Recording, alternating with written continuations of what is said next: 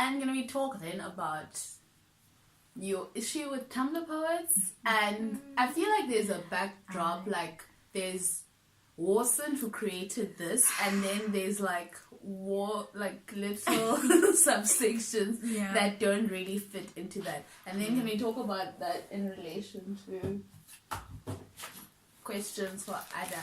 Yes. Okay, I'm gonna put this down. I think it's so much shade for me to hold this up while I talk about Tumblr poets. So I'm not going to do that. We'll get back to this book. Yeah. No. Dear Tumblr poet, please stop. No, the thing is, Tumblr poetry is like the reality TV of poetry. It's short poems, very simple. I like simplicity in poetry. Me too. Very simple. They all kind of sound the same.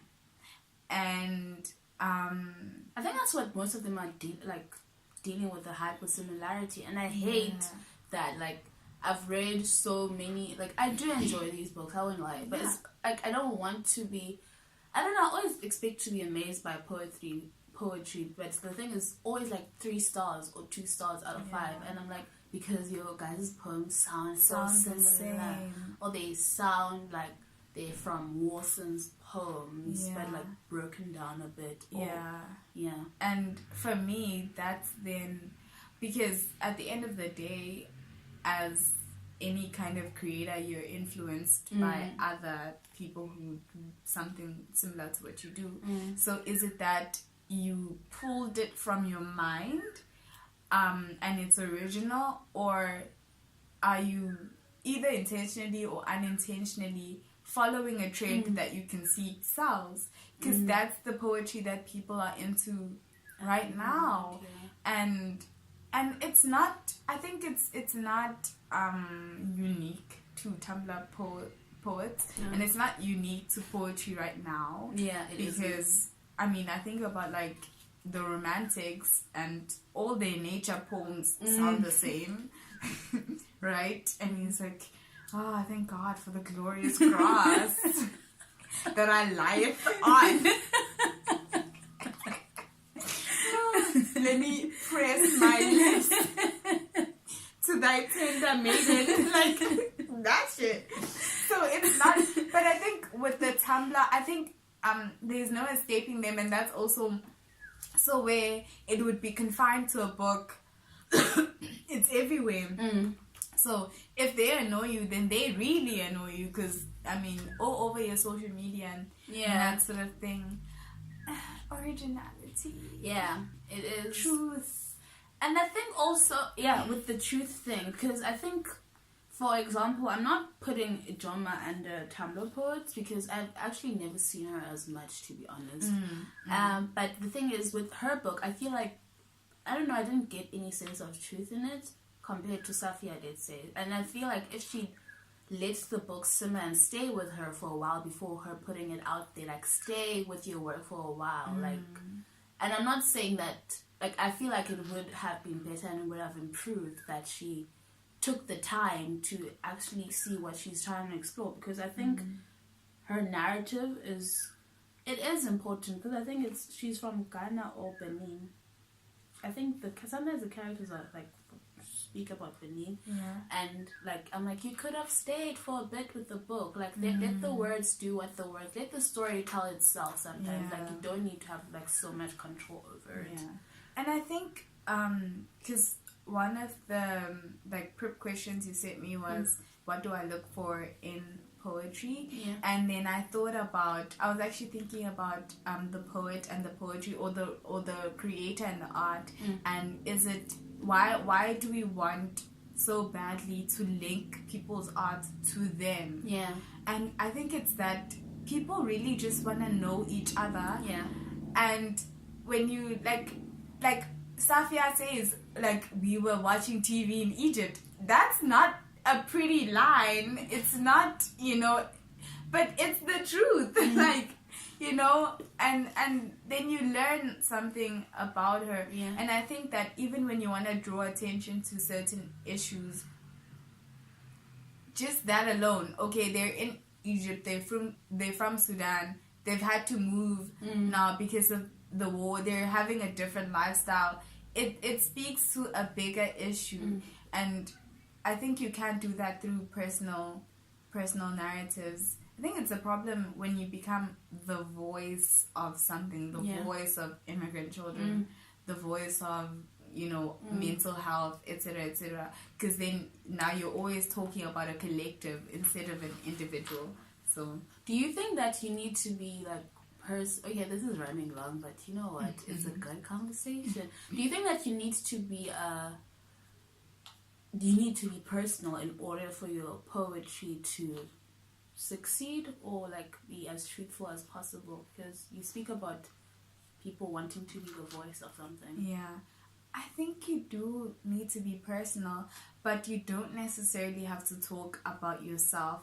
It's just about getting right to the heart of a matter. It's about, like, God is in the details. I remember reading The Kite Runner, which is not a poetry book, and I can still remember that one of the characters was a boy, and he had to dance for these grown-up men for their, like, sexual pleasure. And I remember the writer saying that they put blue mascara on his eyelashes. It's a detail, like, that really just, like, punches to it makes it more real than just saying, oh, they put him in a dress and they made him dance in the room. It's, you know, and I think when you understand something deeply, then the details just come. So you don't necessarily have to be talking about yourself, but you have to be really rich in your knowledge about whatever you're talking about. And how did you find this book? Contrary to what Santi believes, I do not hate the book. I do not hate. Okay, I'm sorry. What is it? Is it defamation? No, it's not defamation. What is it? Wow, legit. Is it? No. It's defamation of character. No, but I don't know. Can it be different? Because she alleged that I hate the book. So all the lawyers out there hit me up and let me know what I must do. Well, you can't sue me for anything because I'm broke. Like, there's nothing to take. I'm trying to take you for them glasses, the scarf. I won't be able to see. I'm at your mercy. Really trying to leave you blurry and scarfless. But I do not hate the book, but I was suffering from immigration poetry fatigue by the time I finished reading it. I'd been reading all these very shallow poets at Rupi. Oh. And, you know, I mean... Rupi has a great TED talk, though. You know, oh yeah, I've read it. I mean, I've listened to it. And I was reading a lot of what's similar to this.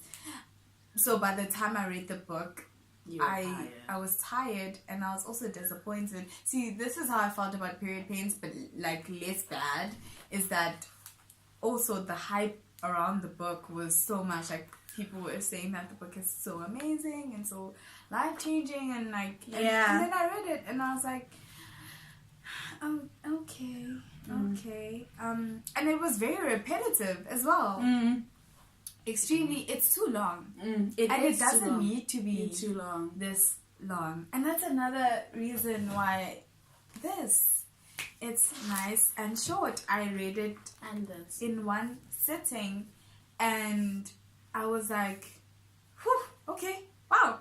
You know, what is this? By the time I was halfway through, I was like, when does it end? And I also hate the font. I hated the font so much. I think it's Times New Roman. I'm like, no. Is it 12? It's huge. Yeah, it's probably 14. It's huge. I was like... A lot of trees suffered the fate of being on this. Like, sometimes you're honored as a tree to be in a book, but this is not such a book. And also the metaphor with her, like, womanhood and being God, and like, sometimes it's not that deep. Like, I don't know, like, worship the... Okay, she didn't say that. Worship the womanhood and the... There's a lot of Nubianness as well. Nubian queenness happening, which is a thing that I do not like as well. And my problem with the Nubian queen thing is, why must I be Mother Nature, God, for people to love and respect me? Why must people bow down? Don't bow down. Look me in the eye. Let's be, on the same level. And also, I love poetry that's dedicated to unspectacular women, unspectacular people, normal people who don't have to be great and my belly gives birth to this whole nation. Think of something else now, but type of thing. Like, I don't need to be that person in order to and who feels like a queen? Who really feels like really people each other? do feel like What? queens. No, Worship I'm really the queen in feeling me. like a peasant. I'm really feeling like My rib came to form you. Are we going to the ribs? Straight to the rib. Straight to the rib. The dust and the water shall. I'm trying to think of like more things that are also like really that people love alluding to. But yes, ribs. It's always a body part. Oh, also, in the funny poem that I shall finish one day that I'm trying to write about writing poems. Yeah. Never refer to yourself with a normal adjective, a normal pronoun. Never. She, lover. Those are the words. Listen, those are the words. Like, he, like, that's those proclamations.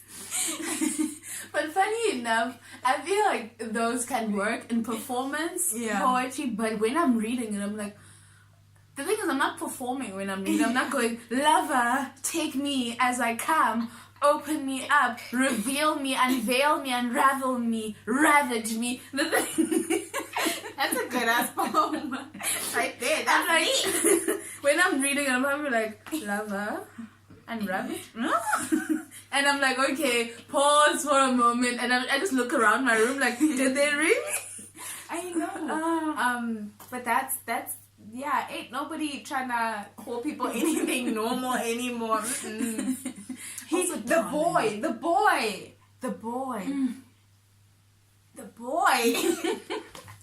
I'm still there because I swear I can't even say heterosexual female because the queers. Yeah, be using that. The boy asked me if I would stay. Like, John asked you if you would stay. Don't lie, Lisa. It's not the boy.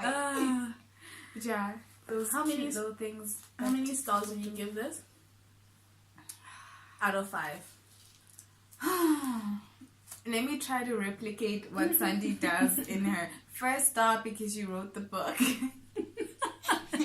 And I appreciate it when people can finish writing a book and publish it. Because in this room we don't have finishes. Yeah. In terms of writing books. So, and then the second for being black because hey, and the third for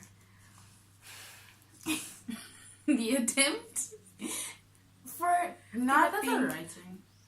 I think a 3 because she's not a bad writer. She's not a bad writer, but at the same time, when you've read really good books, everything, like anything even bordering the line of mediocre is just off-putting. And I think what's annoying as well is, the potential's there for her to just push it further. And it's the being comfortable with, like, this is enough.